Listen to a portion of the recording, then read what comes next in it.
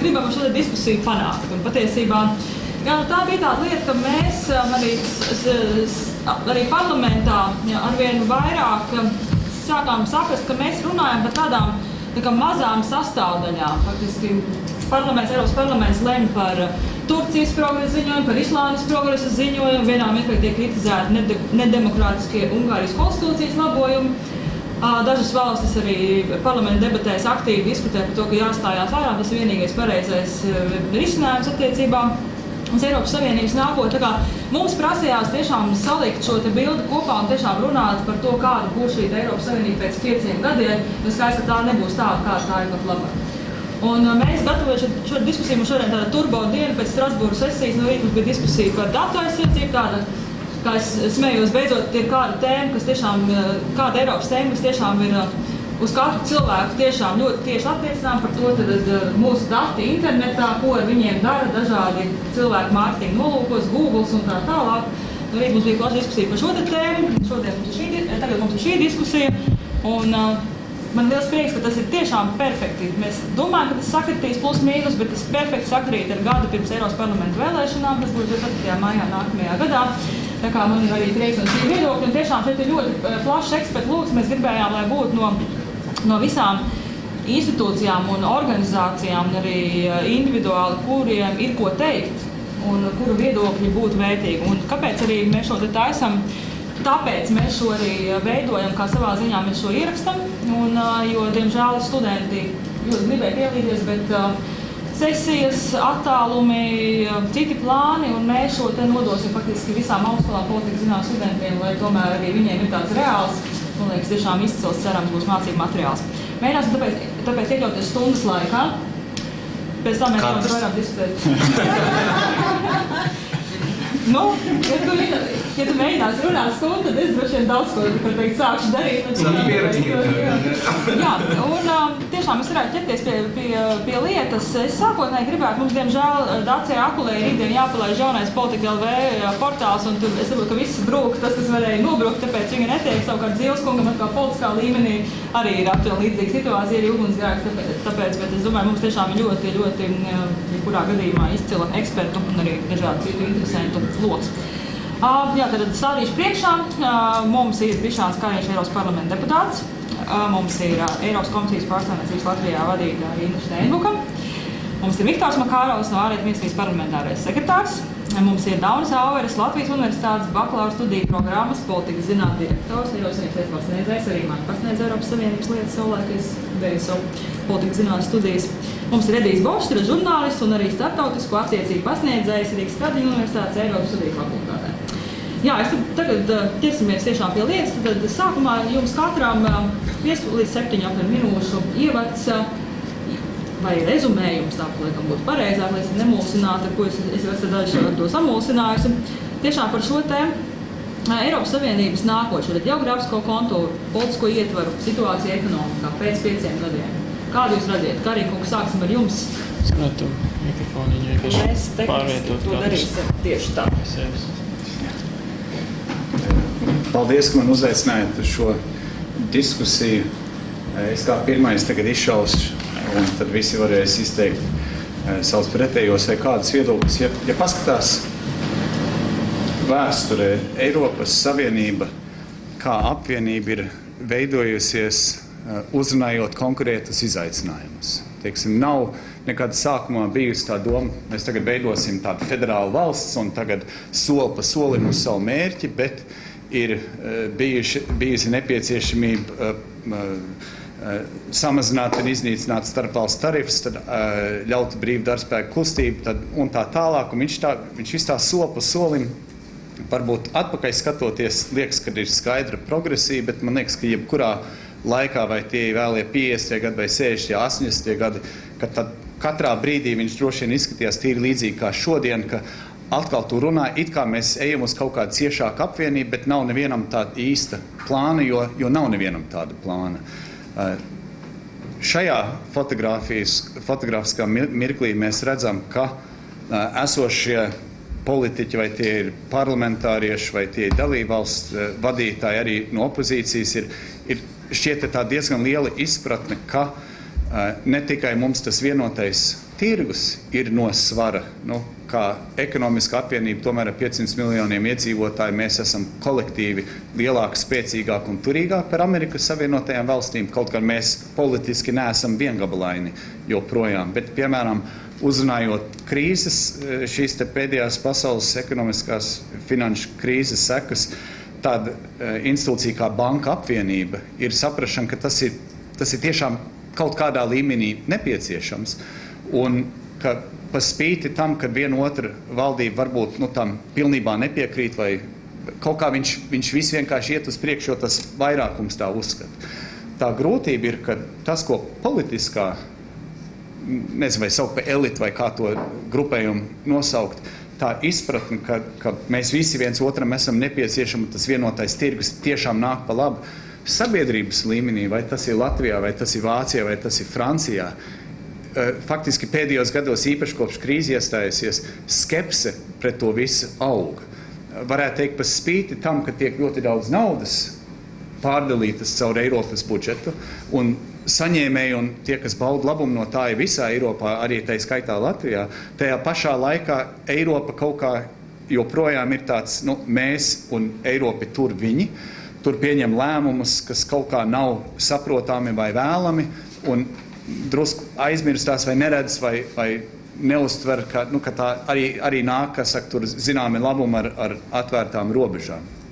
Un kā ja man būtu tagad jāatbild, kāda būs Eiropa pēc 5 gadiem, es prognozēju, ka pēc 5 gadiem būs līdzīga diskusija, bet iespējams vairs nebūs par Banku apvienību, kas droši vien jau būs noticis kaut kādā formā, varbūt tad jau būs atkal kārtījās līgumaiņas, kas faktiski Banka apvienība prasa, un tad, ja notiks līgumaiņas un atkal šīs diskusijas atvērsies, tad atkal, uz ko īsti būtu jāiet, vai uz tādu, kur ir tā robeža starp valstu apvienību un tādu federālu valsti, teiksim, cik tā lieta, un es domāju, ka sabiedrība tāpatās būs diezgan lielā neziņā, jo mēs, politiķi, neesam bijuši spējīgi paskaidrot, uz ko iet, jo nav tā lielā plāna. Tātad, kas man liekas Latvijā būtu svarīgi definēt mums, mēs jau nevaram atrisināt visas Eiropas problēmas, bet mēs varam labāk definēt, kas ir mūsu sabiedrības interesēs un kāpēc.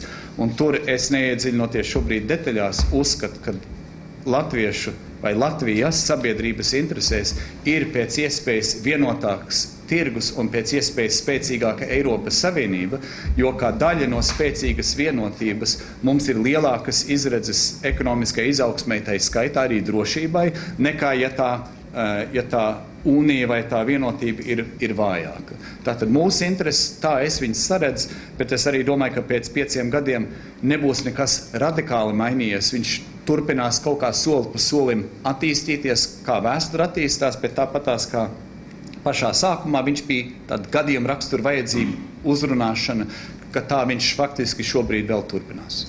Jā, paldies Karina kungām, mums ir vārds Tēmas kundzei. Paldies, kas man nokļūšķinās. Mums ir redzējums. Es pasniegšu to. Jā.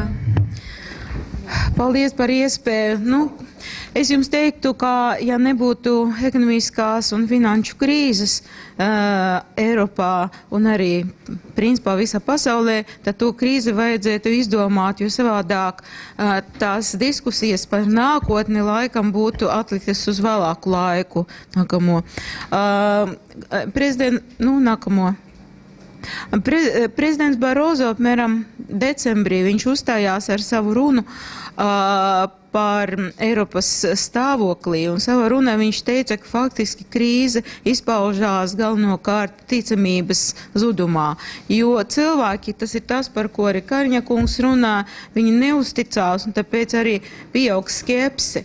Un pārvarēt vajag ne tikai finanšu krīzi, ne tikai ekonomisko krīzi, bet galvenokārt to ticamības un uzticēšanas krīze, bet, diemžēl, daži politikas veidotāji Eiropā neievēro to, ko viņi paši solījuši, un tā kā viņam vajag tomēr stingrāk skatīties uz to, ko viņi sola nākamo.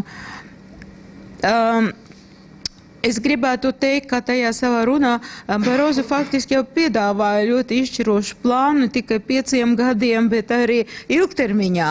Un viņš minēja, ka nepieciešamas reformas, lai izveidotu fiskālu savienību, banku savienību, par ko šodien jau tika runāts, bet viņš pieminēja arī politisko savienību, kas prasa arī federāla savienības līguma izmaiņas, bet tas noteikti nav 5 gadu plāns, pēc tam to parādīšu nākamā. Un jūs redziet to makaņaino bildi, tā ir faktiski tā Eiropas nākotnē, varbūt tālu nākotne, bet es gribu tikai dažām lietām pieskarties. Tad ir konkurētspēja, kura Eiropā principā šobrīd zaudē un turpinās zaudēt. Nu, kaut kādas valstīs atsevišķas varbūt situācija ir labāka, bet kopumā Eiropa zaudē gan Amerikai, gan Ķīnai, gan arī dažām citām valstīm. Un ja nebūs nākamais mākonīs augsti mērķi, izglītība, pētniecība, inovācija un zinātne, ja Eiropa spēs izdarīt to, ko dara Amerikas Savienotas valstis šajā jomā, ja Eiropa neturpinās zaudēt vislabākos savus zinātniekus, jaunus smadzenes, tad principā nekā laba nebūs. Nebūs ilgspējīgas attīstības, izaugsmes un tā tālāk. Nākamais slaids. Bet, lai veidot to nākamo, nākotni, Eiropai vispār ir jāsaprot, ar ko ir jāsaka, ar ko ir jābeidz, bet, diemžēl, šobrīd izveidojas tas aburtais loks, ka vienreizē ir gan vāja ekonomika, gan nestabilas bankas, gan arī pieaugošais valsts parāds. Dažādās valstīs. Tas nav ne tikai, Latvija uzlaboja situāciju, piemēram, attiecība uz banku sistēmu, attiecība uz fiskālu sistēmu, bet vāja ekonomika joprojām ir, kaut gan pieaugums ir, bet viņš ir no ļoti zem līmeņa. Es tālāk nekomentēšu nākamais slaids. Viņš principā ir par to pašu tēmu, jo te ir tas pats trīsstūris, finanšu stabilitāte, valsts parāds un izaugsme. Un visu to, ko vajag tur bultiņas, ko vajag darīt, lai pārvarētu visas tās nestabilas lietas nākotnē. Jūs tagad spiežiet pa vienai, jūs redzēsiet uz tās, vienkārši spiežiet. Jā, jūs redziet, ko dara ekonomikas komisijā. Tātad piedāvāja potenciālu finanšu palīdzību bankām, piedāvāja risinājumu budžeta konsolidācijai un arī, seko līdzi struktūrālajām reformām tālāk. Te ir vēl viens vienotais uzraudzības mehānisms banku sistēma, kas jau principā ir ievies. Tad kopš 12. gada darbojās Eiropas stabilitātes mehānisms. Tas ir tas, kas jau notiek. Nākamais, tur vēl būs dažas. Izveidots izaugsmes un nodarbinātības pakts, kaut gan vēl nevar saprast, vai viņš tik tiešām būs pareizi instruments, lai nodrošinātu izaugsmes. Es domāju, ka viņš būs viens no. Nākamais. Un ir daudz plašākas pilnvaras piešķirtas Eiropas centrālas bankas, jo Eiropas centrāla banka tagad var veikt tiešos naudas darījumus sekundārajā tirgu, tādā veidā atbalstot tās bankas, kas ir principā slikta situācija. Un par to bija ļoti liela diskusija, vai tas nevainās eiro, bet pagaidām eiro, un to es gribu uzsvērt, eiro ir stipra valūta, un viss, kas tiek darīts, principā ir vērs uz to, lai saglabātu stipru eiro valūtu. Nākamais. Un te ir tas plāns, kurš faktiski izveidojās pēc un pamatojoties uz Barozo runu. Tas ir plāns padziļināts un patiesas ekonomikas un monetāras savienības izveidei Eiropas debašu sākums. Jo jūs redzat, varbūt ir slikti redzams, bet tā tabuliņa ir sadalīta uz īstermiņa, vidēja termiņa, un tie ir tie 5 gadi, un arī ilgtermiņā uzdevumiem un plāniem, un ir arī, piemēram, aiz svītras, tas es nezinu pēc cik gadiem. Aiz svītras ir tieši politiska savienība, par kuru ir debates, bet faktiski Eiropas komisija necer, ka tas izveidosies 5 vai pat 10 gadu laika. Tā ir tāla nākotne. Ja mēs ejam atpakaļ uz to, jūs paskatāties uz to to tabulu vidēja termiņa plāni. Tas ir faktiski, galvenais, vismaz ekonomikas jomā ir stiprināt eirozonu, stiprināt tas valstis, kuras nonākušas grūtības, stiprināt viņu ekonomiku, bet stiprināt arī sociālas lietas. Jo mēs nevaram aizmirst, ka ne tikai, teiksim, banku unija vai fiskāla unija vai ekonomikas unija, tas, kas padara Eiropu stipru. Vienmēr Eiropa pārsvarā bija sociālas vērtības. Tas bija sociāls ekonomiskais modelis. Jautājums, uz kuru es nevaru atbildēt tagad, un es domāju, neviens nevar. Vai arī turpmāk Eiropa varēs saglabāt tā savas sociālas vērtības un turpināt attīstīt šajā te virzienā? Vai, Sakiet, ko jūs domājat, ko Eiropas komisija domā ar vārdu politiskā savienība? Vai tas ir tas, ko Karīkungs minēja šo federālo? Īstenība grūti teikt, jo pēc tam, kad bija minēta federāla savienība, bet, kā mēs zinām, ir tik daudz federācijas modeļu, par kādu modeļu tiešām tika runāts, tas jautājums ir atklāts. Un es ļoti piekrītu tam, ka runājot par tām tālajiem plāniem, pēc 5 gadiem mums varbūt būs pavisam cita vīzija. Bet jebkurā gadījumā tā krīze, kā nākotnes veidošanas un vīzijas katalizators, tās ir neapšaubām tiesa. Es te gribu pagaidām apstāties. Jā, paldies, mēs šomēs vairāk no Eiropas līmeņa. Šis ir tas no Eiropas līmeņa. Tagad es gribētu dot vārdu Makāro kungam no Latvijas perspektīvas. Kāda būs Eiropa, kādu mēs gribam Eiropu pēc 5 gadiem? Paldies. Es varbūt sākšu ar jautājumu, kas bija Eiropa pirms 60 gadiem. Un pirms 60 gadiem 2 lietas bija redzamas, ko es neredzu tagad. Pirmā lieta bija tāda, ka tā bija Eiropas glābšanās no sevis pašas. Nebija citu variantu, neviens negribēja, lai atkārtotos tradicionālais Eiropas politikas cikls. Un bija cilvēki, bija politiskā elite, atslēga valstīs, kas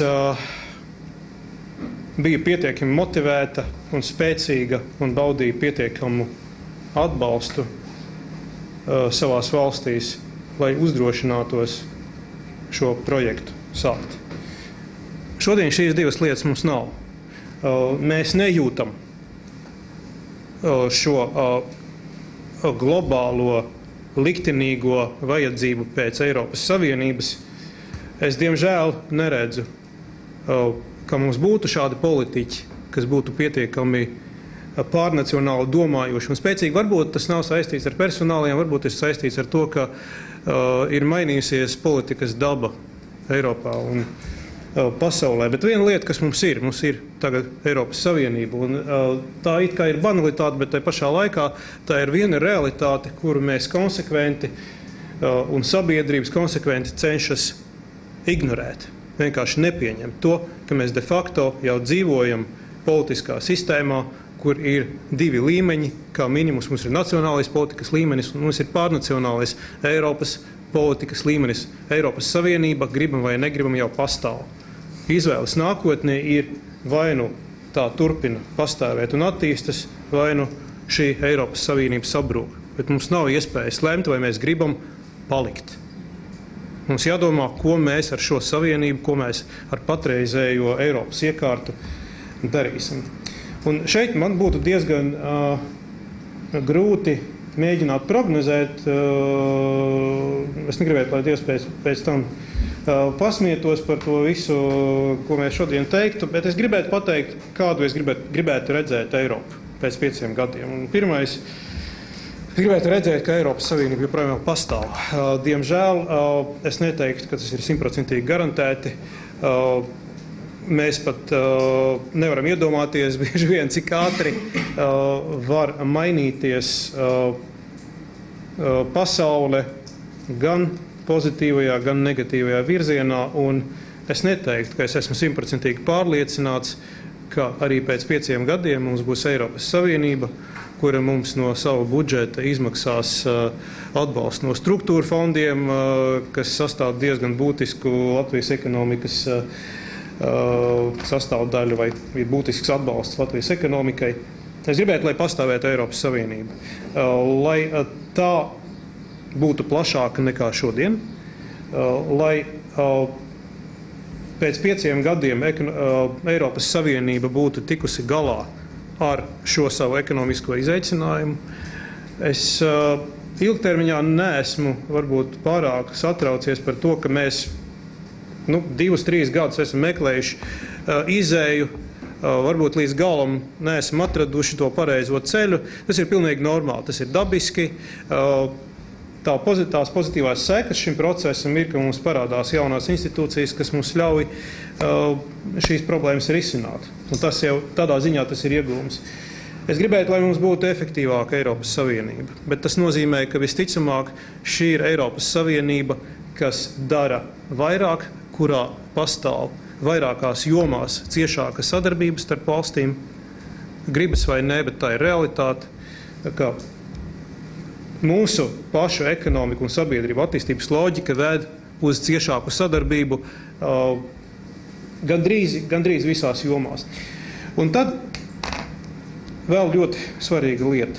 Es gribētu, lai pēc 5 gadiem Eiropas Savienības dalībvalstis būtu stiprākas demokrātijas, jo lielā mērā Eiropas Savienības problēma ar leģitimitāti tā ir nacionālo valstu demokrātisko iekārtu leģitimitātes problēma. Ja cilvēki nevar uzticēties politiķiem savā valstī, viņiem nav nekāda pamata daudz vairāk uzticēties tiem, kas sēž un strādā Briselē. Tas nav iespējams. Tāpēc viens no atslēgu vārdiem, runājot par Eiropas nākotni, par demokrātiju Eiropas mērogā, mums ir jāstiprina mūsu pašu demokrātija. Demokrātijas. Beidzot, es gribētu, lai Eiropas Savienība tomēr kļūtu stiprāka un svarīgāka spēlētāja ārpus savām robežām. Mums ir kaimiņi. Daudzas no šīm kaimiņu valstīm ir situācijā, kur var attīstīties ļoti dažādi. Tādā ziņā Eiropas atbalsts varētu būt liktenīgs šīm valstīm. Bet arī globālajā mērogā, tomēr, ja mēs paskatāmies, ar kādu interesi, piemēram, ķīnieši skatās uz ASV kā partneri un ar kādu interesi un cik intensīvi viņi skatās uz Eiropas Savienību. Es negribētu varbūt detalizēt, izvērstāk komentēt, bet tur atšķirība būs diezgan vērojama, teiksim tā. Tas būtu tas, kas mums sākāms par Eiropu pēc 5 gadiem. Jā, tieši šodien Eiropas parlaments atbalsta savu pozīciju par Eiropas Savienības Amerikas tirdzniecības līgumu. Līdz ar to te arī ir sanāk, ka tā Amerika ir tā viena iekārojamā sieviete, kur tagad šajā gadījumā droši vien būtu 2 precinieki, tad redzēsim, kurš ar kādu taktiku attiecīgi šajā sakrā darīs. Es došu vārdu Edijam, par cik Edijam arī pēc varbūt nedaudz ātrāk būs jāskrien projām uz televīzijas darbu. Labā ziņā tu vari teikt visu, ko tu domā savā ziņā par Eiropas Savienības nākotni. Tevi neierobežo nekādi tā kā institucionāli ietvari. Man provokatīvā daba jūs lika jūs man uzaicināt. Jā. Paldies par uzaicinājumu katrā ziņā. Es nezinu, vai jūs būsiet priecīgi par to beigās, bet es centīšos. Manuprāt, kā katrā diskusijā šeit mums iezīmēs 2 virzieni, kuri ved grāvī. Katrā diskusijā ir 2 radikālie virzieni, kuri ved grāvī potenciāli. Manuprāt, pirmais virziens, kurš ved grāvī, ir sapņošana par federālu Eiropu. Otrais virziens, kas var vest grāvī, ir sapnis par Eiropas demontāžu, kurš arī parādās arvien iespējams ne mainstream politiskajā līmenī, bet pietiekami es domāju, spiediens no apakšas ir pietiekami liels Eiropas demontāžas līmenī arī. Un, manuprāt, šie ap 2 virzieni ir potenciāli līdzvērtīgi destruktīvi. Vēl vairāk man šķiet, ka federālās Eiropas idejas fondi dažreiz neapzinās, cik viņi tuvu eiroskeptiķu nometnē patiesībā ir. Abi apdraud Eiropas projektu, eiroskeptiķi, protams, tiešā veidā, un Eiropas federālisti netiešā veidā, caur to politikā plaši zināmo likumu, ko sauc par neplānoto seku likumu. Eiropas valsts sabiedrības, kā zināms, nepastāv kā vienota politiska kopiena, pārskatāmā nākotnē arī nepastāvēs kā vienota politiska kopiena. No neesošas politiskas kopienas pat cerēt izveidot Eiropas Savienotās valsts ir tikpat reāli, kā Sarmītei nākamā nedēļa uzvarēt Nilu Rīgā. Tāpēc Eiropas Savienoto valstu projekts vai plānošana par to vai kaut kas līdzīgs tam, manuprāt, pārskatāmā nākotnē ir utopija, turklāt bīstama utopija, jo pastiprināts spiediens centralizācijas virzienā radīs tieši pretējo efektu. Tas nenozīmē, protams, ka limitēti tālākie soļi ekonomiskajā integrācijā nebūtu speram, kā jau šeit tika minēts parāda krīzes sakārtošanai. Jo, protams, no otras puses, bez Eiropas Savienības ir grūti iedomāties. Īsāk sakot, šķiet, varbūt, ka tas risinājums ir, ka nevajag makšķerēt, centies noķert kaut kādu lielu kopīgu mērķi un likvidēt tādu struktūrālu nenoteiktību Eiropas projektā. Daži varētu argumentēt, ka struktūrāla nenoteiktība Eiropas projektā patiesībā ir dzinējspēks, jo katrs var iedomāties, ko viņš grib kā galamērķi, un tad visi var diezgan droši startēt kopā ar atšķirīgiem priekšstatiem par to, kur viņi visi vēlas nonākt. Vienotu galamērķu uzspiešana patiesībā varētu būt destruktīva, politiski polarizējoša. Īsāk sakot, varbūt, ka jādara vienkārši viss minimāli nepieciešamais, lai nodzēstu parādu krīzes ugunsgrēku, minimāli nepieciešamais uzsver. Un tāpēc es domāju, ka tie, kuri Eiropai vēl labu, varbūt viņiem nevajadzētu likt sev par mērķi nākamo 5 gadu laikā vai pat 10 gadu laikā mēģināt iedomāties Eiropu radikāli citādāku. Ja? Bez radikālām izmaiņām. Man liekas, ka Eiropas attīstībai ir jābūt lēni evolucionējošai tāda, kāda viņa līdz šim bijusi, bez radikāliem pavērsieniem, kas varētu būt destruktīvi. Man šķiet tāda minimalistiska, pragmatiska pieeja ir arī tas, ko varētu atbalstīt lielākā daļa Latvijas sabiedrības. Un tas, manuprāt, ir tas, kā viņi pat labam arī lielākoties lūkojas uz Eiropu. Šeit, protams, ir dilemma, jo mēs nevēlamies, man šķiet, sevišķi daudz Eiropas politiski, bet vienlaiks mēs vēlamies daudz Eiropas naudas, kas var būt pretrunā, jo šīs divas lietas ir acīmredzami saistītas. Un šeit es nonāku pie nedaudz vēl provokatīvāk punkta, kas saistīts ar mūsu iekšpolitiku, bet kas, manuprāt, varētu potenciāli būt nākamo 5 gadu perspektīvas jautājums. Es ceru, ka mēs šo nākamo gadu laikā, ka mums nebūs jāsecina, ka eiropeiskās orientācijas politiķi varbūt labu gribēdam būs izdarījuši lāču pakalpojumu Eiropas idejai un Eiropas orientācijai Latvijā. Un šeit es runāju par eiro ieviešanas procesu un to pašu pieminēto neplānoto seku likumu. Pēdējā pusgada laikā mums Latvijā iznāca tā, ka lielāku demokrātiju eiro ieviešanas jautājumā pieprasīja dažādi nokrāsu eiroskeptiķi.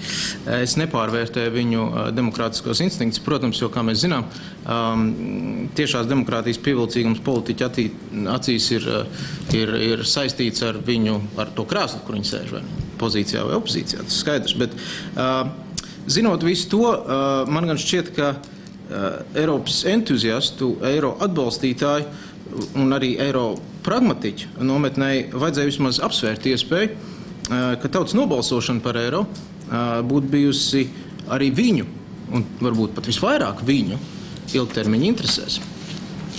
Un es to nesaku tam dēļ, ka es būtu liels tiešās demokrātijas fans, vai tam dēļ, ka uzskatītu, ka Eiropa bez lielākas demokrātijas nevarētu funkcionēt, vai ka Eiropas ideja tik diskreditēta bez lielākas demokrātijas. Protams, ka Eiropa var eksistēt bez pārlieku lielas demokrātijas. Galu beigās Eiropa vienmēr ir bijusi sabiedrības elitēs balstīts projekts. Un tiešā demokrātija arī var novest pie stulbiem lēmumiem, skaidrs. Taču lēmumu pieņemšana pēc iespējas plašākā lokā ir vienīgais veids, kā padarīt sabiedrību par lielo valstisko lēmumu līdz īpašniekiem un līdz atbildīgajiem. Vēlreiz, konsultatīvs referendums par eiro varbūt būtu bijusi morāli augstsvērtīgāka politiska taktika un iespējams nobriedušāks politiskas kultūras pazīme, taču tas varbūt arī nav tik svarīgi, tas ir gaumas jautājums. Taču ir arī pragmatiskā puse. Iespējams, veids, kā mēs ieviešam eiro pat labam, rada nevajadzīgu lielu un varbūt pat bīstam lielu eiroskeptisku protestu balsojumu risku nākamajās Saeimas vēlēšanās vai nākamajā referendumā par Eiropas līgumiem, ja tāda būs kaut kad pārskatāmā nākotnē, un ticams, ka tāda varētu būt pārskatāmā nākotnē iespējama. Tā kā šeit negribētu neplānotu politisko konsekvenču sekas, manuprāt, ir lielas, un es gribētu cerēt, ka tās tika izanalizētas arī šādā griezumā. Es neko neapgalvoju, es skaļi domāju. Paldies. Jā, paldies tās arī. Un tā otrā puse, kas ir savā ziņā privileģēta izteikties ļoti brīvi, kas ir akadēmiskā vīna, pēc pasniedzējiem Daunim Aueram, lūdzu, no jūsu perspektīvas. Jā, paldies. Jā, man laikam vajadzētu pirmkārt par tām prognozēm, lai klātesošie zinātu, cik ticam ir mana prognozēšana. Pirms kādiem 11-12 gadiem, tātad pirms Latvija iestājās Eiropas Savienībā, viens zinātnisks žurnāls, Baltic Journal of Economics, man lūdzu uzrakstīt vienu nelielu rakstu par to, kas tad būs tās politiskās un sociālās sekas Baltijas valstīm, kā tās izskatīsies pēc tā, kad iestājās Eiropas Savienībā. Un starp daudziem neprecīziem, kā izrādās neprecīziem apgalvojumiem, tas, kas man visvairāk paliek prātā, ir tas, ka es tā ļoti braši apgalvoju, ka ņemot vērā, kad nav liela mobilitāte starp Rēzekni un Rīgu, diez vai būs liela starp Rīgu un Romu, vai šī gadījumā Rīgu un Londonu. Tātad, kā zināms, man bija pilnīgi nepareizi par šito, un 150,000 cilvēki ir arī pametuši Latviju kopš iestāšanās Eiropas Savienībā. Otrā lieta, ko jāņem vērā, ir, kā Nate Silvers, New York Times komentētājs, apgalvo savā pēdējā grāmatā, ir statistiski pierādījis, ka politikas zinātnieki, vai drīzāk politikas zinātnieku prognozes par nākotni ir precīzi 50% korektas. Tātad ir tas pats, kā mest monētu gaisā. Tātad, ņemot vērā šos faktorus, es gribētu norādīt uz 4 lietām. Manuprāt, kā Eiropas Savienība varētu izskatīties pēc 5 gadiem. Var jau minēt tikai 2. Vai ne? Tad, kā mēs zinām, kad mēt naudu, tad ir labi. Jā. Pirmais ir tas, ka, manuprāt, Eiropas Savienība būs krietni laimīgāka kā šobrīd. Ekonomiskā krīze būs pārvarēta. Ja nebūs pārvarēta, tad varētu arī neeksistēt Eiropas Savienība. Bet es esmu tīri pārliecināts par to, ka ekonomiskā krīze būs pārvarēta. Eirozona valsts ekonomikas būs daudz vairāk saskaņotas. Būs ļoti daudz jaunas darba vietas. Mēs jau tagad redzam, ka darbi atgriežas Eiropā no Ķīnas. Pēdējais ir tas, kad Lielbritānijā ziemeļos viens no lielākiem sauso makaronu tirgotājiem, Pot Noodle, varbūt Edijs atcerās no savām studiju dienām Anglijā, ka viņi tagad repatriē savu ražošanu atpakaļ uz Līdzu. Līdzīgi kā Amerikas Savienotās valstīs arī tiek repatriēta ražošana, jo Ķīnā aug algas, izdevumi, transporta izmaksas un tā tālāk. Arī visādas jaunas inovācijas, lētas enerģijas un tā tālāk, kas liecina par to, ka nākotnē Eiropas Savienība būs daudz laimīgāka. Viens mīnus, ko mums jāņem vērā, ir ārpolitikā. Viens no lieliem zaudētājiem no šī procesa ir Latvijas lielais kaimiņš Krievija, kas nav modernizējusi savu ekonomiku, kas sāks ciest no zaudējumiem enerģētikas tirgu, un tas varētu saspīlēt starptautiskās attiecības. Bet tātad pirmais faktors, manuprāt, ir Eiropas Savienība būs laimīgāka. Tai pašā laikā Eiropa arī būs vairāk fragmentēta. Tātad pirmkārt mēs zinām, ka nākamgad būs balsojums par Skotijas neatkarību. Visticamāk, Skoti balsos pret neatkarību, bet jebkurā gadījumā tas atver iespēju arī citiem reģioniem vairāk un vairāk domāt par neatkarību. Agrāk šogad Katalonijas reģiona vietējais likumdevējs balsoja par to, ka Katalonija jāuzskata kā suverēnu reģionu. Un mēs varam redzēt, ka tas ir pirmais solis uz kaut kādu balsojumu par neatkarību. Tikpat zīmīgi šonedēļ Barcelona, tātad vadošais futbola klubs pasaulē, kas, protams, ir no Katalonu reģions, paziņoja, ka nākamā sezona viņi spēlēs formstērpos pirmo reizi savā 100-gadīgā vēsturē, pirmo reizi spēlēs formstērpā, kas ir Katalonijas karoga krāsās, kas atkal liecina par nacionālismu, par fragmentāciju. Mēs arī varētu runāt par baskiem Spānijā.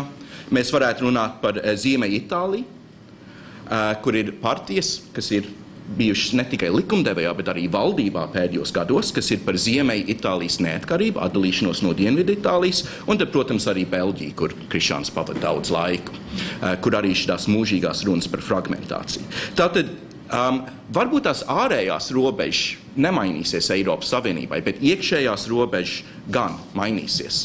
Ārējā robeža, protams, varētu mainīties pēc apvienotās karalistes, tātad manas dzimtenes balsojumu par līdzdalību Eiropas Savienībā. Un pašreiz visi dati liecina par to, ka apvienotā karaliste balsos par izstāšanos. Un arī man ir tāda sajūta, zinot manus draugus, kas ir palikuši Anglijā, kuri strādā Cityjā, kuri ir visai bagāti, kuri pelna daudz naudu no Eiropas integrācijas, bet kas arī gatavojās balsot par izstāšanos no Eiropas Savienība. Es esmu tīri pārliecināts, ka apvienotā karaliste pametīs Eiropas Savienību. Labi, trešā lieta ir tas, ka Eiropas Savienība būs vecāka, proti mums būs vairāk pensionāru, un tas būs izaicinājums darba tirgumu. Tas arī būs izaicinājums, manuprāt, Eiropas Savienības politiķiem, ne tikai nacionāliem politiķiem, bet domāt par to, kā risināt šo te senilizācijas krīzi Eiropā. Vai mēs mēģināsim atkal kaut kā veicināt dzimstību, kaut kas nav strādājis nekur Eiropā pēdējos 40 gados. Vācijā ir bijis negatīvs demogrāfisks pieaugums kopš, ja nemaldos, 1975. gada. Tur ir izmēģināta visāda politika, lai veicinātu dzimstību, tas nestrādā. Ja? Vienkārši mēs dzīvojam postmodernā pasaulē, kur cilvēki negrib lielas ģimenes. Tātad, ko darīt? Vai veicināt migrāciju? Ja veicinās migrāciju, kā tas notiks? Acīm redzot, ņemot vērā, ka ir Schengen zonas, vienotais tirgus un tā tālāk, to ir jārisina Eiropas Savienības līmenī. Un tad pēdējā lieta, uz ko es gribētu norādīt, ir konkurētspēja. Pēdējos 10 gados mēs saprotam konkurētspēju Eiropas Savienības kontekstā kā inovāciju un kā veicināt inovāciju. Lisabona un tā tālāk. Faktiski, manuprāt, vislielākās izmaiņas šobrīd notiek augstākā izglītības sfērā. Es ļoti sekoju līdz diskusijām, kas notiek Amerikā. Kādā veidā augstskolas sevi tagad pārveido. Viena inovācija, piemēram, ir MOOCs, ko jūs iespējams daži esat dzirdējuši. Angliski tas ir Massive Open Online Courses, ko izveido Harvardā, Stanfordā un citās vadošās universitātēs. Šie kursi ir pieejami cilvēkiem jebkur pasaulē par brīvi. Viņi ir ļoti augstā kvalitātē. Viens Harvard kurs, piemēram, kas tika izveidots un pasniegts šogad, izmaksāja vairāk kā viena mākslas filma Latvijā. Proti, budžets bija $1 miljonu. Izveidot šo vienu kursu, pasniedzēji aizlidināja uz Grieķiju, kur viņš tagad tika nofilmēts visādās vietās, tad uz Dienvidu Ameriku. Principā tas ir tā kā filmas, bet sadalīts tā kā mazos blokos. Tur ir integrēti visādi mājas darbi, pārbaudes un tā tālāk, un cilvēki, kas pabeidz šo kursu, arī saņem diplomu par to. Un ir daudzas augstskolas, kas arī sniedz kredītpunktus cilvēkiem, kas apmeklē šos kursus online. Tātad Eiropai tas ir milzīgs izaicinājums, jo parādās tā iespēja studentiem par brīvi studēt vadošās pasaules universitātēs. Un labākās universitātes pasaulē ir Amerikā un apvienotā karalistē. Eiropas kontinentā nav. Ziemeļa Eiropā nav. Un tāpēc mums ir tiešām jādomā par šito, jo augstskolas ir dzinējs inovācijai, augstskolas ir dzinējs ekonomiskai attīstībai. Spilgtākais piemērs mūsdienās ir Stanfordas universitāte, kas pēdējos 50 gados sevi attīstīja kā dzinējspēks Silikona ielejai. Un mūsdienās cilvēki bieži nestudē vairāk augstākā izglītībā. Bill Gates un Mark Zuckerberg, Facebook dibinātais, abi pameta Harvardas universitāti un pārcēlās uz Silicon Valley, lai turpinātu savu izglītību un darba karjeru ārpus oficiāls izglītības iestādes. Eiropai ir jārēģē uz šitiem izaicinājumiem. Manuprāt, tas ir tik nožēlojami, ka Latvijā mēs runājam par valsts valodu augstākā izglītībā, par valsts akreditāciju un visu šīm pārējām lietām. Mēs runājam tādā 19. gadsimta diskursā, bet tās problēmas ir 21. gadsimta mērogā. Augstākā izglītība mainās globalizācijas dēļ un jauno tehnoloģiju dēļ. Un Eiropai ir jāsāk par to runāt, un manuprāt, tas ir risināms tikai Eiropas Savienības līmenī. Jā, paldies, Alma. Man ir daudz jautājumu sarakstīti sarunas laikā, bet es došu vārdu arī klātesošajiem arī jautāt un komentēt, bet pirms tam 2 jautājumi no manas puses. Viens ir tomēr par šo te geogrāfisko kontūru un kā arī minējām par šo te iespējamo Lielbritānijas iestāšanos, tajā pašā laikā mēs tiešām ir progresa ziņojumi par Turcijas pievienošanos, par Islandes pievienošanos. Tomēr, ja mainās šī varbūt tās geogrāfija, tad mainās arī saturs pēc būtības. Kādi jūs tomēr vai Eiropas Savienība šīm geogrāfiskajām izmaiņām tomēr nebūs pilnīgi savādāk pēc šiem 5 gadiem arī saturiski? Kas ar to, ko mēs šeit minējām? Kāds ir jūs domas par to? Vai šis valsts vispār nemaz nepievienosies jūsuprāt ar Turciju, Islandi galu beigām? Pirmām kārtām mēs nevaram tagad teikt viennozīmīgi, kas pievienosies, kas nepievienosies. Ir pozitīvi tas, ka dažās valstīs grib pievienoties, un tas dod zinām līdzsvaru.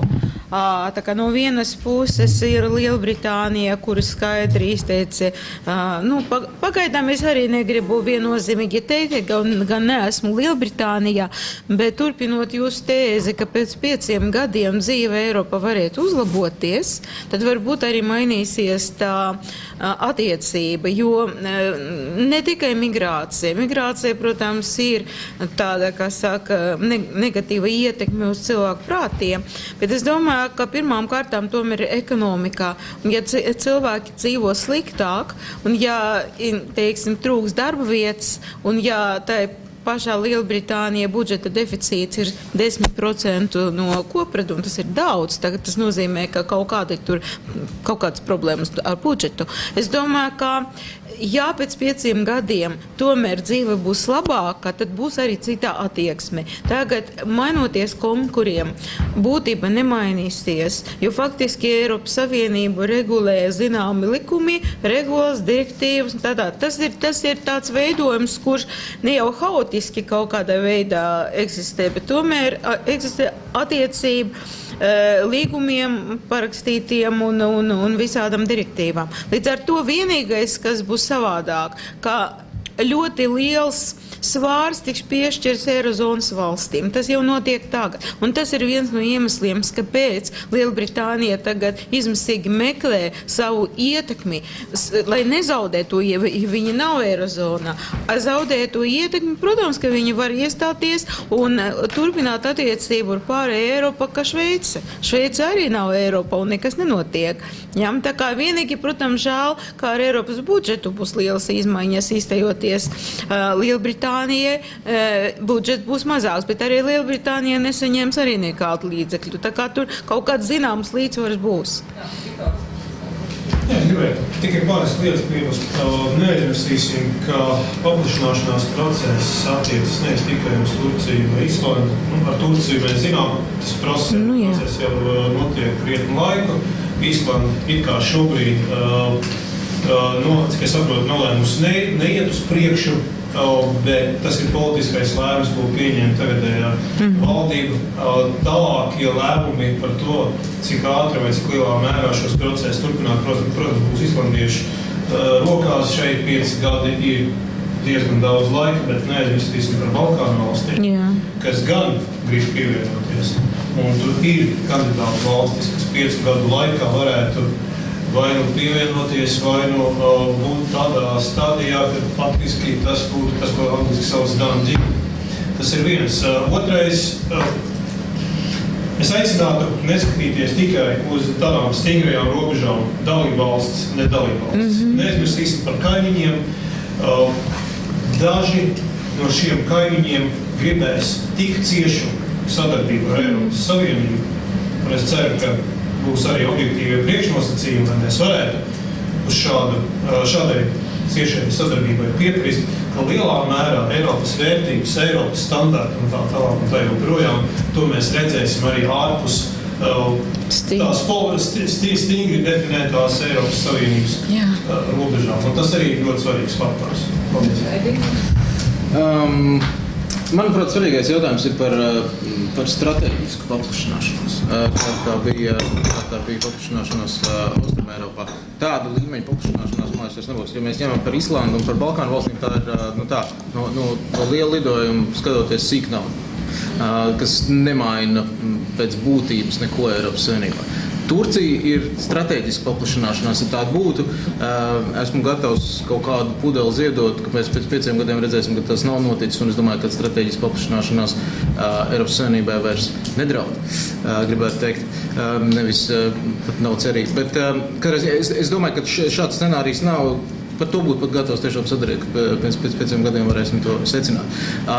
Tas, ko, manuprāt, vajadzētu strateģiski domājot darīt, tas nebūs vienkārši, būs pat ļoti sarežģīti, bet ir jāveidot cits ietvars, kā Turcija, Ukraina, tiem ir jābūt strateģiskās partnerības ietvariem ar Eiropas Savienību kopā. Es zinu, ka Viktors Smaitas nav vienkārši turp neko tādu nepieņems, bet gan jau pieņems, ja to vajadzēs, vai varbūt mēs pieņemsim. Bet es nezinu, bet katrā ziņā tas formāts ir jāveido cits. Šāda veida strateģiski paplašanāšanās, es domāju, ka mēs neredzēsim Eiropas Savienībā drīz. Par apvienoto karalisti runājot, man godīgi sakot, pārsteidz, cik mēs par to vienkāršot runājam.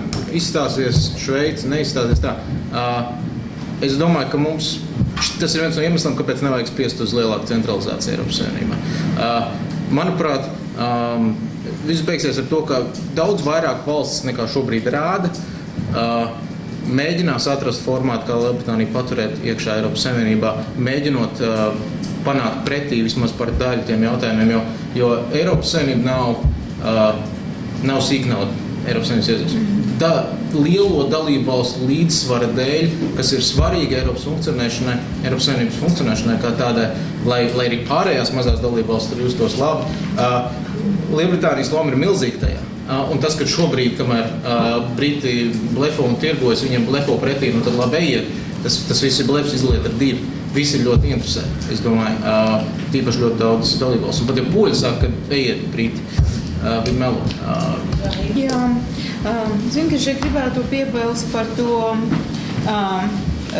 uzvaru uz federalizāciju un federālu valsti. Nevajag pārspīlēt briesmas. Jo viena lieta, kā Barozo vai vēl kaut kādos dokumentos parādās ļoti tālāka vīzija, tam es varu atrast ļoti labu pamatojumu, ja tiešām būs izveidot pilna ekonomikas savienība, pilna fiskāla savienība un pilna banka savienība, tad jau tālākais solis ir politiskā savienība un viss. Un tad jau es nebeidzu. Bet kas notiek reālajā dzīvē? Reālajā dzīvē notiek pretēja tendence, jo budžets, kurš tagad izveidots, viņš ir mazāk, uz nākamo finanšu periodu, viņš ir mazāks nekā iepriekšējais budžets. Kas tas ir? Tas ir ceļš no tās konfederācijas pretējā virzienā. Tas ir pretējā virzienā, jo vāra prasa naudu. Ja līdzekļu nav, tad kāda tur vāra? Tad nacionālas valstis nedeleģē vāru centram. Saprot, viņi deleģē mazāk, tāpēc, ka budžets ir mazāk. Es pārstāvētu organizāciju, bet Barozo runa par federalizāciju ir tā, kas man iekrīt vismazāk, jo ne jau Eiropas komisija būs tā, kur izveidos federāla Eiropa, tad būs dalībvalstis, kas viņas izveidos.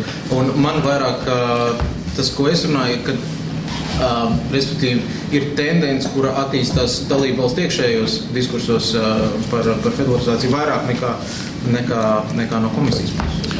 Jā, šeit es pat gribētu papildināt, tās nebūtu dalībvalsts, kas to izveidot, bet dalībvalsts pilsoņi, kas to pieprasītu. Un, ja tā padomā par daudz, kas ir teikts, ka viens puses paņemot, ko Viktors saka, ka faktiski Eiropas Savienība, mums jāatceras, ka viņi jau pastāv. Tādā formā, kā viņi pastāv, nav runa par to, vai mēs no nulles izveidosim kaut kādu savienību. Mums jau ir tā Eiropas Savienība. Jautājums tātad nav par to, vai viņa būs vai nebūs. Viņa ir, patīk tas vai nepatīk, bet kāda viņa attīstīsies, un tur es varu piekrist Edijam. Varbūt tas labākais formulējums, ka Eiropas Savienība ir process, nevis mērķis. Un tas, kur daudzi cīnās, un īpaši arī no komisijas vadītājs cenšas skriet notikumiem pa priekšu. Kā lai saka, lai es izskatītos kā varens politiķis, es cenšos noskatīties, kur tas tanks virzās, nostājos priekšā, saka, pasies, tanki man pat seko, vai ne? Tā, ka mēģina jau tiem notikumiem, bet faktiski tas ir diezgan neiespējami. Ka tas ir viens process, un tas ir tas, kas, es domāju, nemainīsies. Pēc 5 gadiem tas process būs turpinājies, kāda tieši būs viņa izpausme, vai būs daudz stingrāk, un tas, kas šobrīd dalībvalstis nav ar mieru palielināt Eiropas Savienības budžetu, tā ir tieša reakcija uz budžeta konsolidāciju, kas notiek lielvalstīs.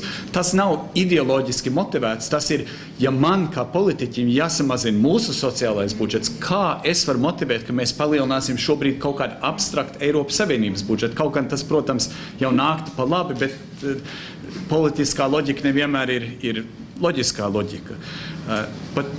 Jūs saprotat, par to, ko Daunis saka, ka droši Eiropas Savienība vai Lielbritānija izstātos ārā, es arī šeit drīzāk piekrist Edijam, ka es domāju, ka tieši tas, kas tagad notiek, nav nekas cits kā drusku atvērts politiskais tirgus. Parasti šie procesi notiek kuluāros. Viņus varbūt netik ļoti redz.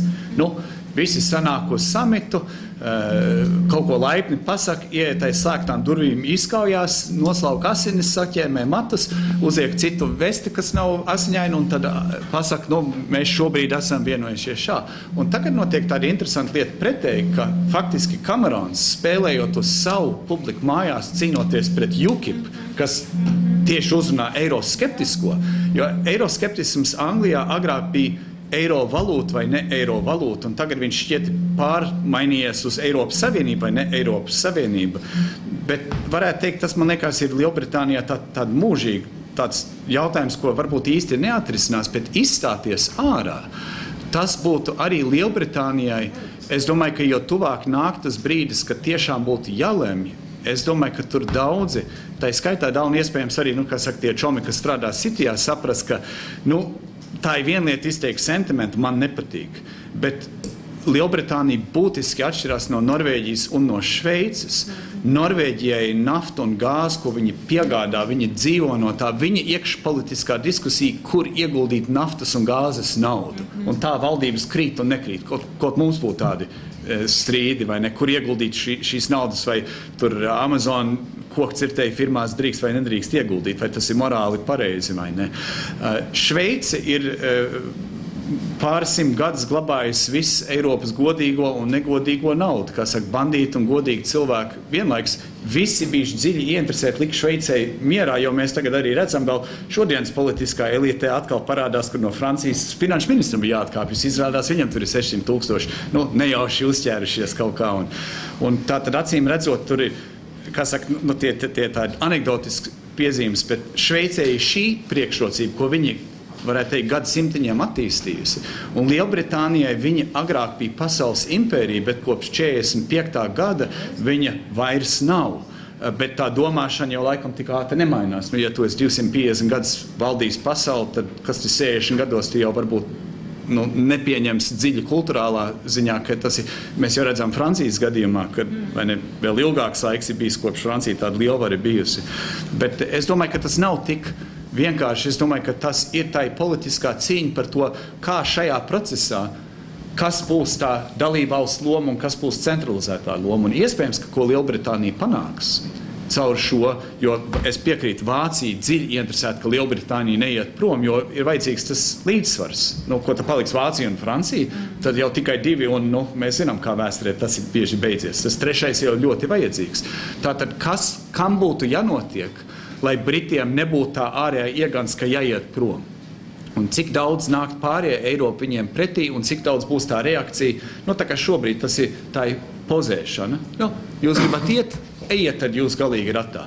Bet nav īsti skaidrs, un man liekas, ka pat iekšpolitiski Kameronam zināmā veidā ir grūtības, jo tas ir tā muļķīgi teikt, ka es nedodu jums izvēli šodien, bet balsojiet par man nākamās vēlēšanās, un tad 17. gadā, ja es gadījumā esmu vēl premjeras, tad jūs dabūsiet izvēli. Tas ir iespējams veidā, leiboristiem vienkārši nonāk pie varas. Tas varētu beigties ar šo. Paldies. Īsi komentāri, tad es domāju, arī ir noteikti klāsošajiem arī vēl kaut kas sakāms, bet šīs tiešām jau gan stundu garās debatas klausīšanās.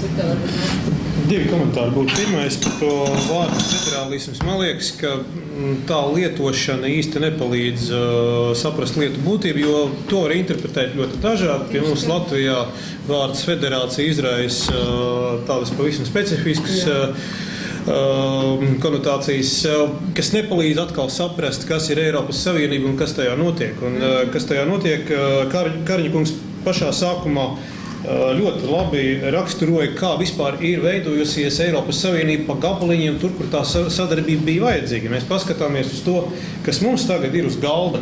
To nav rakstījuši kaut kādi trakie eiro optimisti, eiro fanātiķi. To ir rakstījuši cilvēki, kas redz absolūtu nepieciešamību pēc tādas un vēl tādas sadarbības. Ja mēs paskatāmies uz to, kādu izaicinājumu priekšā mēs stāvam, mēs arī tiešām, domāju, gribēsim arī, tā būs Latvijas pozīcija.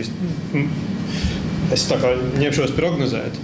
Vairākumā gadījumu, visticamāk, mēs būsim ieinteresēti runāt par paplašinātu sadarbību ļoti daudzās jomās, jo tas atbilst mūsu interesēm. Tas ir pirmais, tas ir tas svarīgākais. Un kas attiecas uz Edija minēto demokrātisko elementu par eiro un demokrātiju, es tomēr atļaušos pakomentēt. Pirmkārt, mēs esam nobalsojuši par eiro, un tas ir jāatgādina. Par to tika nobalsot līdzās ar balsojumu par pievienošanos Eiropas Savienībai. Man liekas, ka ir diezgan loģiski. Pirms 10 gadiem iegūts mandāts ir darboties spējīgs šajā situācijā. Es pilnīgi piekrītu tiem juridiski un ir taisnīgi. Tāpēc es runāju par konsultatīvu referendumu. Konsultatīvais referendums de facto būtu obligāts. Un jautājums par katru referendumu, konsultatīvu vai ne, ir tāds, ja mēs referendumu noturam šodien, pēc tam pēc pusgada, pēc gada mēs varam dabūt dažādas rezultātus. Man liekas, ka tas pareizais ceļš ir nobalsots. Un tas eiro, par ko mēs balsojām pirms 10 gadiem, tas ir tas pats eiro. Tā nav cita valūta. Tā netiek būvēta uz pavisam citiem priekšnosacījumiem. Tas ir tas pats eiro. Cita lieta, ka es piekrītu tam, ka, diemžēl, nav izdevies iesaistīt sabiedrību reālajā, nopietnējā sarunā par to, ko eiro nozīmē, kāpēc mums eiro vajag. Ne tāpēc, ka neesam centušies to darīt, bet fakts ir tāds, ka nav izdevies. Arī pateicoties pēdiņās krīzei, šī diskusija nekļuva vienkāršāka. Šeit mums jāuzņemās, es domāju, atbildība par to, ka tomēr tā īstā politiskā saruna ar sabiedrību par šo tēmu varētu būt daudz aktīvāk, bet no otras puses arī jāsaprot, ka lietas Eiropas Savienībā realitātes mainās daudz ātrāk nekā mainās cilvēku apziņu, un tas ir normāli. Ja mēs šobrīd pajautātu cilvēkiem Dānijā, un es runāju par Dāniju, tāpēc, ka tur nodzīvoju diezgan ilgu laiku, vai jūs esat par to, lai izstātos no Eiropas Savienības? Es domāju, ka tam nebūtu pārāk daudz piekritēju. Es tiešām tagad runāju kā bijušais Dānijas iedzīvotājs, nevis kā amatpersona, pasaka Dievs. Te pašā laikā kaut kādā brīdī šis bija jautājums, kur balsojums bija 50/50. Cilvēki pierod pie realitātēm, tās realitātes kļūst skaidrākas, parādās citi jautājumi, kur notiek balsojumi un tā tālāk. Un tā virzās uz priekšu, kur attīstība. Bet šobrīd politiskā attīstība vienkārši notiek ātrāk nekā mainās cilvēku apziņu un informētības līmenis. Jo vairāk mēs Eiropas Savienībā runāsim par jautājumiem, kas cilvēkiem ir svarīgi, jo vairāk cilvēkiem interesē, kas notiks Eiropas parlamentā. Jo lielāks būs Eiropas Savienības budžets procentuāli, jo vairāk tas nozīmēs katram Eiropas Savienības iedzīvotājiem, jo lielāka būs interese par to, kas notiek Briselē, nevis tikai Rīgā. Paldies. Jā, ļoti īsti par to apvienoto karalisti. Redziet, tie argumenti, kas šeit izskanēja, man liekas, ir tie tipiskie eiropiešu komenti, kas īsti neizprot to realitāti Lielbritānijā. Realitāte ir tāda, ka Lielbritānijas iedzīvotājiem nepatīk eiropieši. Nevis tādā personīgā līmenī, bet viņiem nepatīk viss tas Eiropas koncepts. Sabiedriskās domas aptaujas, arī, kad bija ekonomiskā augšana, stabili rādīja, faktiski tie rezultāti bija līdz identiski tam, kas ir šobrīd, kad Eiropas iedzīvotāji lielākai daļai, vai teiksim vairāk kā tiem, kam patīk Eiropa, nepatīk Eiropas. Stabili, tas apmēram izstās šādi. Gandrīz 50%, šobrīd 46% iedzīvotāji balsotu par izstāšanos no Eiropas Savienības, 35% balsot par iestāšanos. Tas ir no pēdējās aptaujas. Un tie dati faktiski īsti nemainās arī daudzgadu garumā. Tas ir tas stabilais dalījums. Briti ir vairāk eiroskeptiski kā ne. Un nav tikai konservatīvi, kas ir solījuši referendumu. Liberāli demokrāti ir solījuši. Un šobrīd ir tik milzīgs spiediens uz Labour līderi Ed Miliband arī pieņem to, ka man ir grūti domāt, ka viņš to neizturēs. Jo ja viņš grib konkurēt ar konservatīviem, tad viņam ir vienkārši jāpieņem to, ka būs referendums, lai to noņemt no politiskās dienas kārtības. Citādi nākamās vēlēšanās vienīgi un tikai runās par Eiropu. Nu, lūk, Milibands negrib dot tautai izvēli, mēs gribam. Tāpēc es domāju, ka tā situācija nav nemazam tik sarežģīta. Es domāju, ka faktiski tā ir tīri viennozīmīgi. Kamerons vienkārši iztaisīs milzīgu kļūdu, viņš ir solījis referendumu, tas ir sācis tādu vilcienu, ko būs ļoti grūti apstādināt. Tagad es sāku ar jautājumiem, vai mums ir tiešām maksimum 5 minūtes laiks, vai mēs tiešām varēsim gan 40% dalībnieku līdz ar šo 5 minūtes, ja tiešām komentāri jautājumu. Lūdzu.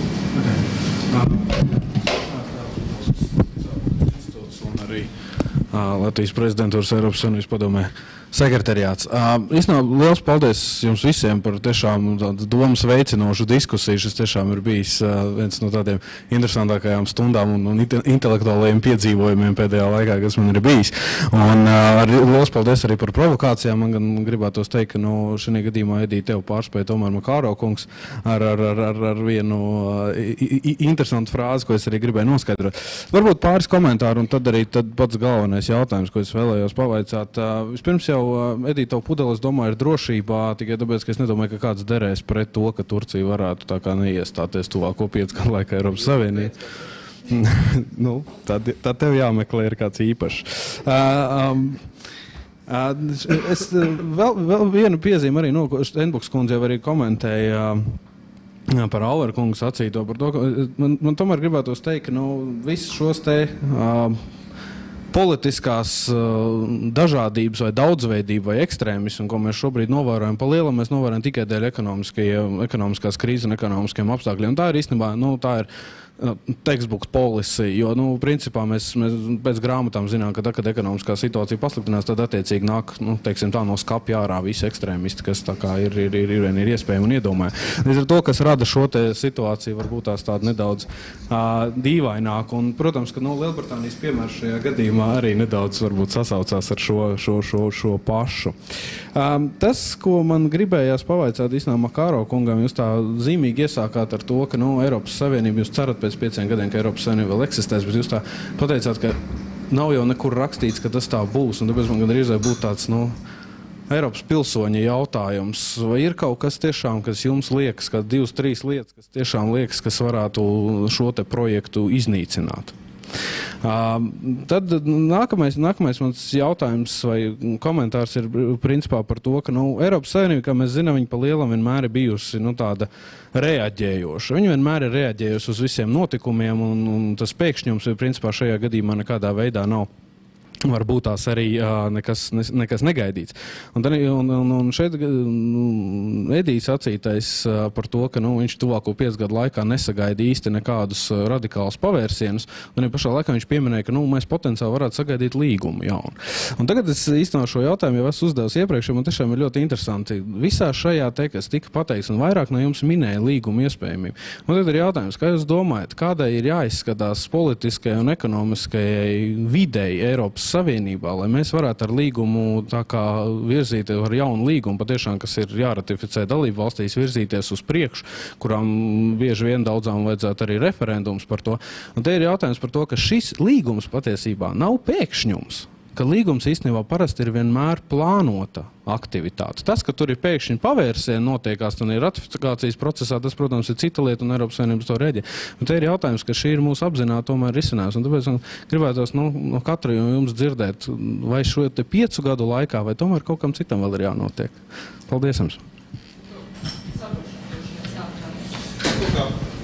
Es kaut kā ļoti negribētu dot padomus, tas līdzīgs kā ar bumbas recepti, ar bumbas recepti, kā kaut ko tādu panākt. Tāpēc es neteikšu, kas varētu iznīcināt. Es runāju par to, ka mums nav garantijas. Es ceru, un mana tā kā vienkāršā prognozijā ļoti spiedīsiet, ka tomēr Eiropas Savienība reāli arī pēc 5 gadiem pastāvēs.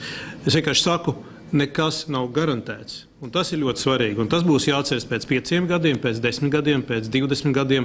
Nekas nav garantēts uz mūžu. Mums katru dienu jāstrādā pie tā, lai pastāvētu tās politiskās institūcijas, kuras mēs vēlamies. Un es pieņemu, ka mēs vēlamies, lai pēc 5 gadiem pastāv Eiropas Savienība, jo alternatīva patiesībā būtu tas, kas bija Eiropā kā reiz pirms 100 gadiem. Un to laikam mēs nevēlamies.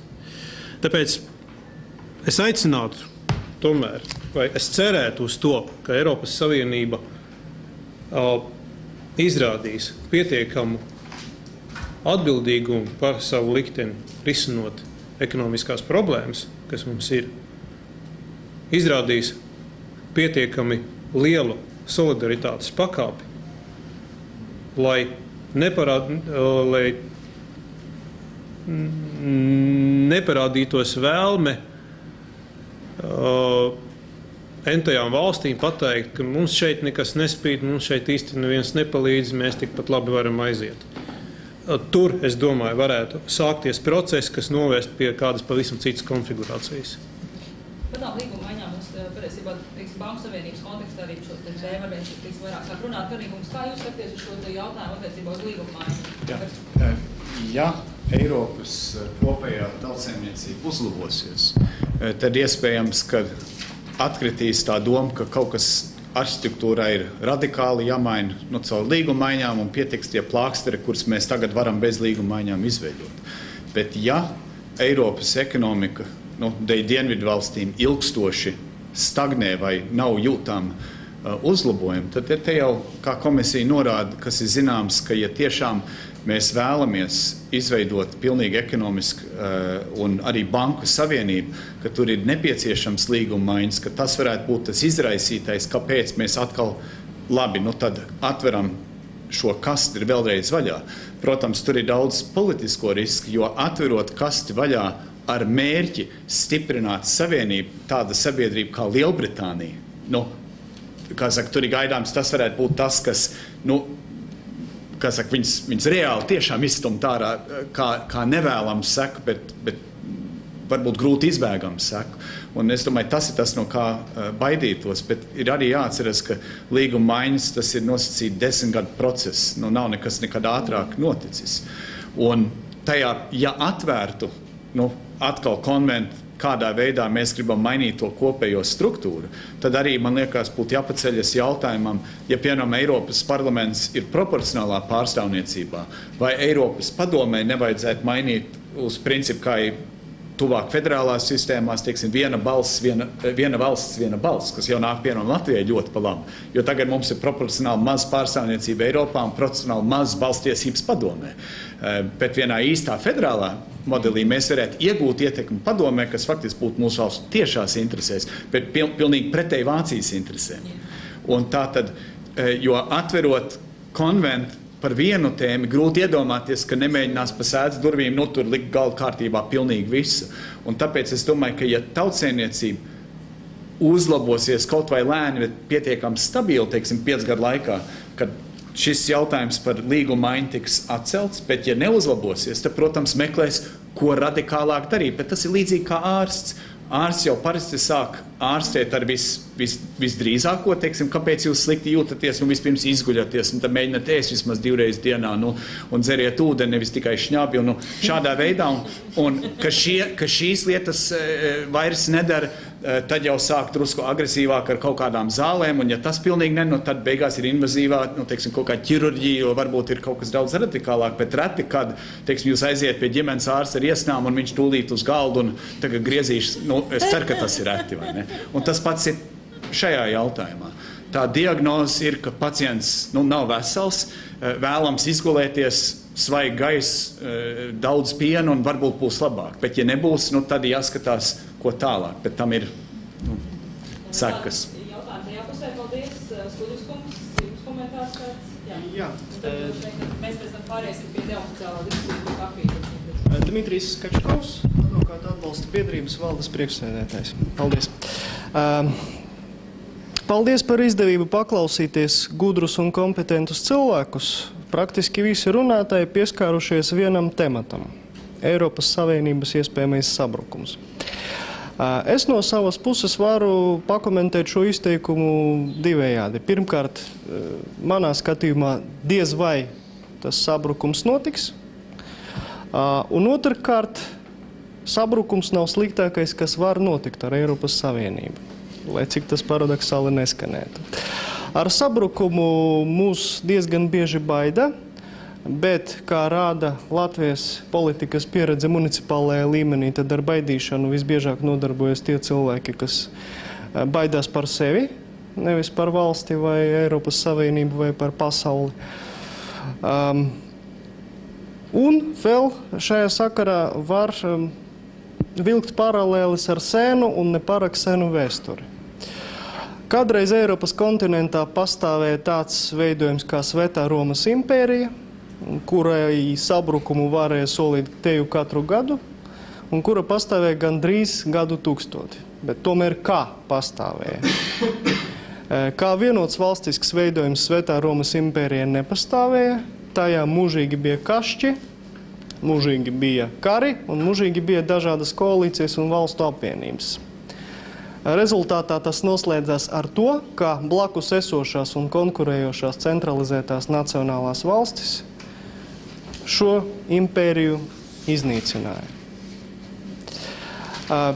Protams, nevar teikt, ka 21. gadsimta situācija absolūti sakrīt ar situāciju starp 10. un 19. gadsimtu, bet ar zināmām izmaiņām vēsture var atkārtoties Eiropas Savienībā. Tas nenotiks tuvāko 5 gadu laikā, bet tas var notikt. Pirmie zvaniņi jau izskanējuši, kaut vai ņemsim tādu piemēru kā Lībija, kur faktiski formāli pastāvot kopīgai Eiropas Savienības ārpolitikai, de facto šādas ārpolitikas nebija. Bija viena ad hoc koalīcija, kura risināja šo problēmu, un risinājums ir diezgan strīdīgs no rezultātu viedokļa. Varam arī Lielbritānijas piemēru diezgan uzskatāmi šeit minēt, jo tas tiešām parāda, ka problēma pastāv un Brītu valdība esošā un konservatīva partija, kā šo valdību veidojošā partija, diez vai būs gatava upurēt savu politisko nākotni un varu, lai saglabātu Eiropas Savienību. Es domāju, šeit Kariņa kunga optimismam nav absolūti nekāda pamata. Lielbritānija nav Latvija. Un, teiksim tā, kolaboracionisms nav Britu asinīs. Viņi negulsies zem kura katra un par katru cenu Eiropas Savienībā nepaliks. Šeit es pilnībā pievienoju Saura kungam. Pie kā šobrīd tas viss noveda un kas liecina par problēmām Eiropas Savienībā? Manuprāt, tiešām Eiropas Savienības pastāvēšanu šobrīd nodrošina objektīvie vēstures likumi, nevis politiķu efektīvs darbs. Šeit Makarova kungs pilnīgi pareizi minēja, ka tiešām ir pārāk liela vajadzība pēc sadarbības starp Eiropas Savienības dalību valstīm, un tāpēc Eiropa pastāv, bet pilnīgi pareizi tās pastāvēšana nav garantēta. Un līgumu izmaiņas to pastāvēšanu arī pašas par sevi nespēja nodrošināt. Lisabonas līgums, kurš ieviesa vienotu ārpolitiku, kā redzams, nedarbojas tik efektīvi, kā gribētos, jo vienota ārpolitika, kā rāda Lībijas piemērs, tomēr nepastāv. Un tā tas var turpināties pietiekoši ilgi. Līdz ar to manā skatījumā sliktākais scenārijs Eiropas Savienībā tuvāko 5 gadu laikā ir attīstības un pozitīvas dinamikas trūkums. Tas ir tas, ko es gribēju teikt. Jautājumu nav, jūs visi pietiekoši skaidri izteicāt savus viedokļus. Paldies par to. Edījums noslēdošais nos, paldies liels. Visam dažīs komentāri par Kārlis izteica cerības, par atkal nevis prognozēt. Viktor, tas, ko es gribēju pateikt, bija tas, ka par eiro sabiedrībai bija jākļūst par šī svarīgā lēmuma akcionāru. Tas bija tas, ka man tas formāts patiesībā nav tik būtisks, lai gan, manuprāt, tas liktos viscienīgākais formāts, bet ok, mēs varam par to strīdēties par konstruktīvu referendumu. Es varu atsaukties, tas, kas iznesās šajā diskusijā, bija milzīgs daudzums augstprātības. Atsaukties uz 10 gadus iepriekš notikušu referendumu kā uz absolūtu mandātu, Un plus vēl veidot diskursu par to, ja viena sabiedrība tikai spētu saprast, tad viņi mums piekristu. Tas ir augstaprātīgi. Tā ir sarkanā lupa, tas ir tieši pretējais sabiedrības padarīšanai par akcionāru. Un tas viss, ko es gribēju, var jau, ka tas viss strādās. Tas tikpat labi viss var notikties. Un ļoti iespējams, ka tā arī būs, bet man tikai ir bažas par šīm neplānotajām sekām, kuras kaut kādā mirklī var atnākt atpakaļ kaut kādā situācijā, kad cilvēki vairs negribēs būt par tiem akcionāriem, kad viņi būs aizbaidīti. Man liekas, ka to katrā ziņā vajadzēja elegantāk nostādīt. Es nezinu par formātu, mēs varam strīdēties. Un vēl viens pavisam īsti. Es lūdzu amatpersonas nespēlēties ar valodu un nedomāt eifēmismus vārdam federalizāciju, jo tas, ka budžets tika nosaukts par budžeta konsolidāciju, tas nenozīmē, ka tā nebija budžeta griešana. Jā, es gribētu tikai piebilst par to tautas viedokli par eiro. Komisijā un centrāla banka ir ļoti uztraukusies par to negatīvu nostāju. Bet būdamā arī Latvijas pilsoniem, ka Latvijas pilsonēs varu teikt, ka masu mīdija ļoti labi piestrādāja pie tā, lai cilvēkus noskaņot pret eiro. Ne tikai tā tie reāli notikumi, kas notiek Eiropā, bet tieši masu mīdija. Bez tam gan latviskie, gan krievvalodīgie. Man liekas, ka tomēr jāatbildībai, kaut kāda līdzatbildība ir jābūt. Jo cilvēkiem bija barota, tik kaut kāda aplāma, nepatiesa, emocionāla informācija, ka reizēm tas vienkārši nevarēja to dzirdēt. Un kāpēc latvieši tik ļoti atšķirās no igauniem, kam bija citas emocijas, tāpēc, ka viņam ir daudz draudzīgākas masu mēdījās. Bet tas ir mans personīgs viedoklis. Domāju, ka ir kļūdains par Igaunijas piemērs loģis. Nē, tāpēc, ka man ir kolēģi no Igaunijas, kur mēs to pārunājām no pašdarbniecības. Viņš ir žurnālists. Un viņš teica, pēdējo vārdu. Man dati ir gluži citi. Viņš teica, ka Igaunija vispār salīdzināt nevar ar Latviju, jo Igaunijam nekādu problēmu nav strādāt ar masu mēdī. Atšķirīgi no mums. Pēdējiem teikumiem, pēdējiem vārdiem. Es varu piekrist tam, ka jautājums vai izaicinājums ir, kā panākt sabiedrības, vai tā ir Latvijas, vai Vācijas, vai Lielbritānijas līdzdalību un to, ka jūtās, ka viņiem tie lēmumi, kā saka, tie ir arī viņu lēmumi, nevis kaut kāds tur politiskās vai elites vai Briseles svešu lēmumi. Tas ir ļoti liels izaicinājums jebkurā gadījumā. Un arī konkrēti par eiro ieviešanu. Es pēdējos 4 mēnešos atklājis vienu ļoti interesantu parādību, ka es esmu ļoti regulāri braucis piekdienās, šodien ne, pa dažādām pilsētām tikties ar cilvēkiem. Un viena no tēmām, kas katru reizi parādās, ir tēma par eiro. Un man ir bijis tā ir tikai anekdotiska pieredze, jo tā ir tikai mana, viņa nav statistiski nozīmīga, varbūt. Bet katrā auditorijā, kur es esmu bijis, sarunas sākumā cilvēki ļoti skeptiski, jo nesaprot, kā ar viņiem es esmu 20 minūtes, pusstundu, 40 minūtes vienkārši runājis, atbildējis. Es neesmu vēl piedzīvojis to, ka pēc sarunas vispār auditorijā būtu īpaši jebkādas pretestības.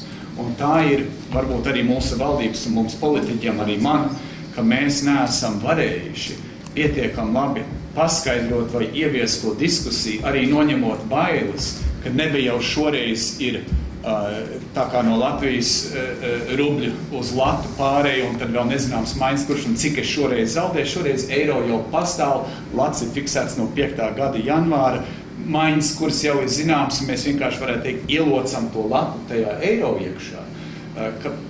Ka ir iespēja runāt ar cilvēkiem mūsu sabiedrību vai nu kas, bet faktiski ļoti ātri uztver.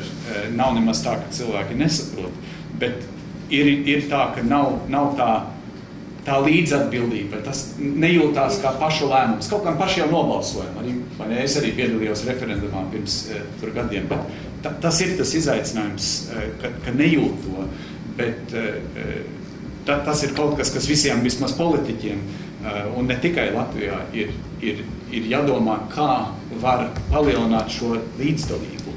vai to jušanu pie līdzdalības, jo formāli viņi jau pastāv, cilvēki balso par politiķiem gan Saeimā, gan Eiropas parlamentā, tie visi ir tieši vai atvesināti ievēlēti politiķi, nepatīk nomaina politiķi, bet tas ir tā teorētiski. To cilvēku acīm redzot vienkārši neizjūt. Kā to uzlabot, man nav tiešas atbildes, bet es gan meklēju. Man nav atbildes, man ir jautājums. Es piekrītu, ka tauta bija, vai sabiedrība, pareizāk sakot, mēs visi šeit esam tauta, patiesībā sabiedrība bija daudz aktīvāk un labāk jāiesaista sarunā par eiro, bet ko darīt, kad jautājums par eiro saplūst ar jautājumu par uzticēšanos politiķiem, drīzāk jau pareizāk jāsaka politiskajai elitei kā tādai, un kad tas saplūst ar visām tām pilnīgi saprotamajām un dabiskajām frustrācijām par pēdējo ento gadu ekonomisko attīstību valstī, kas tiešām ir bijusi dramatiski un ļoti negatīva un sapīga visiem iedzīvotājiem. Man nav atbildes uz šo jautājumu, bet tā atbilde bija jāmeklē, un tā atbilde bija jāmeklē jau sen. Man tikai viena piezīme, ļoti ātri. Tas psiholoģiski. Es varu, ir, kā man liktos, kā es nolasu vienkārši savus līdzcilvēkus. Un tas, ko kāds protests veidojas tajā situācijā, nepatika veidojas tajā situācijā, kad message ir tāds. Mēs jau varam diskutēt, bet lēmums ir pieņemts. Formālas aptaujas sajūta. Ja? Un, manuprāt, to varēja likvidēt ar kaut kādu, tomēr, kad mums ir politiska lēmuma alternatīvas tomēr. Šajā gadījumā jau nav, jūs varat nodarboties ar skaidrošanu, un tas ir labi. Bet tā jau nav diskusija, kur var nosvērties vienā vai citā virzienā. Un te veidojas uzreiz psiholoģiski, es pilnīgi redzu cilvēkiem, kuri būtu eiro optimistiski, vienkārši, psiholoģiski veidojas barjeri pret šādu veidu diskusiju, kurā nekas neizšķirs. Ja? Jā, man žēl, ka mēs beidzam ar šito tēmu, jo tam nav nekāds sakars ar to, par ko mēs runājam, lai Eiropas Savienība pēc 5 gadiem. Tāpēc apējot šito mēs varētu teikt, ka pēc 5 gadiem Latvija būs Eirozonā. Es cerams, ka Eirozona būs. Labi, paldies daudz par jūsu veikās. Patiesībā patiesi gandarīt par šo tiešām labo domu apmaiņu, un es tiešām ceru, ka jūs kā kolēģi īksinās mums domāt tālāk, un es ceru, ka mēs tiksimies visticamāk ne šovasar, bet droši vien jau rudens būs vēl kādā līdzīga profila sarunā vai kādā pašā lokā. Tā kā paldies liels, un lai jums ir jaukas brīvdienas. Paldies!